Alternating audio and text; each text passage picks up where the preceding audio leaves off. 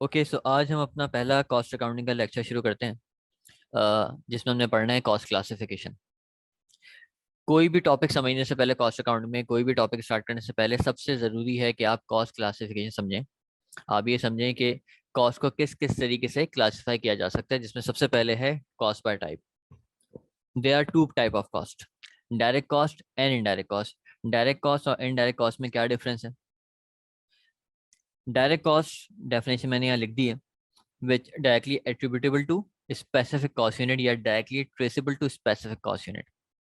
वो कॉस्ट जो स्पेसिफिकली किसी एक प्रोडक्ट को बनाने के लिए लगाई जा रही है।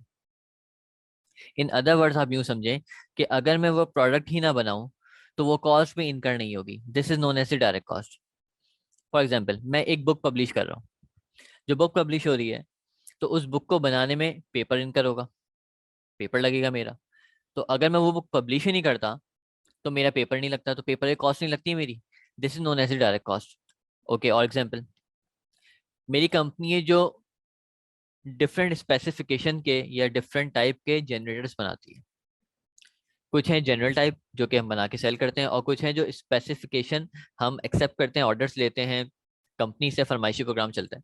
वो जैसे ही हमें स्पेसिफिकेशन बताती है, हम उस स्पेसिफिकेशन की बेस पे कोई भी एक उनका जनरेटर बना के दे देते हैं। तो अब मेरे पास एक जनरेटर का ऑर्डर आता है, जिस जनरेटर को बनाने के लिए मुझे एक मशीनरी रिक्वायर्ड है। वो जनरेटर बनने के बाद वो मशीनरी मेरे किसी काम के लिए नहीं रहेगी। इसका मतलब वो मशीनरी स्पेसिफिकली उस जनरेटर को बनाने के लिए आई थी।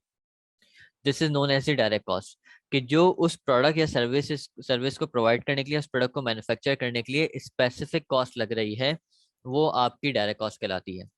अब डायरेक्ट कॉस्ट डायरेक्ट मटेरियल भी हो सकता है, डायरेक्ट लेबर भी हो सकता है, और डायरेक्ट अदर एक्सपेंस भी हो सकता है। जैसे भी मैंने आपको एग्जांपल दी मशीनरी की, तो डायरेक्ट अदर एक्सपेंस हो गया। डायरेक्ट एक्सपेंस क्यों है? क्योंकि डायरेक्टली इन्वॉल्व है आपके प्रोडक्ट की प्रोडक्शन में। और अदर एक्सपेंस का मैंने नाम क्यों दिया? क्योंकि मटेरियल लेबर के अलावा कोई एक्सपेंस इनकर हो रहा है। डायरेक्ट लेबर की एग्जांपल ले लेते हैं। वो लेबर जो डायरेक्टली इन्वॉल्व है आपके प्रोडक्ट को मैन्युफैक्चर करने के लिए, वो आपका डायरेक्ट लेबर है। इसका मतलब मैं एग्जांपल दूं आपको, एक व्हीकल असेंबली प्लांट की, जहाँ पे कार्स को असेंबल किया जाता है।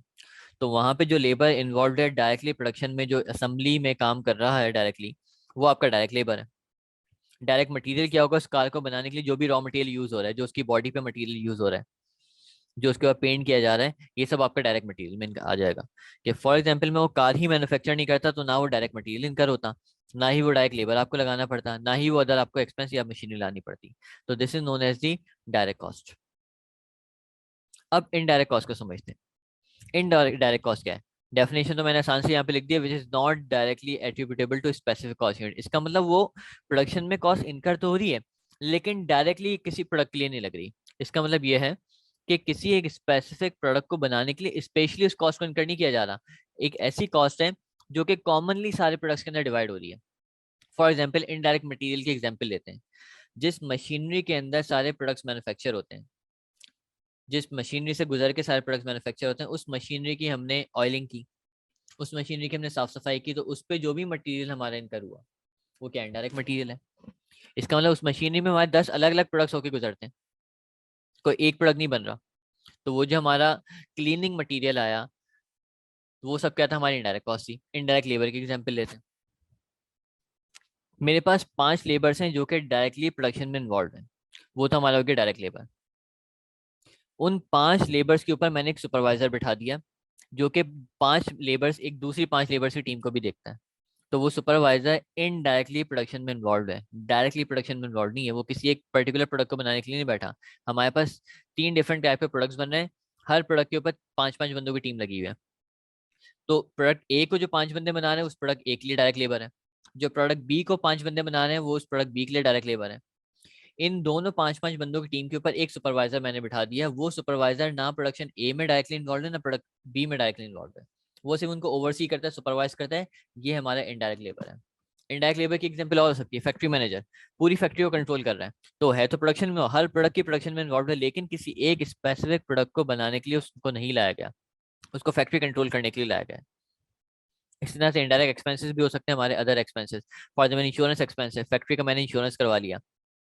फैक्ट्री का यूटिलिटी एक्सपेंसेस है, तो यूटिलिटी एक्सपेंसेस जो यूज हो रहे हैं, फॉर एग्जांपल कोई चिलर लगा हुआ है फैक्ट्री के अंदर, इंश्योरेंस एक्सपेंस की मैंने बात की, फैक्ट्री का रेंट है, तो ये जो हम एक्सपेंसेस बेयर करते हैं, इलेक्ट्रिसिटी का बिल आ जाता है, कोई जेनिटोरियल एक्सपेंसेस है हमारे, तो ये तो ओवरऑल फैक्ट्री में इनकर हो रहे हैं, ये किसी एक प्रोडक्ट को बनाने के लिए इनकर नहीं हो रहे।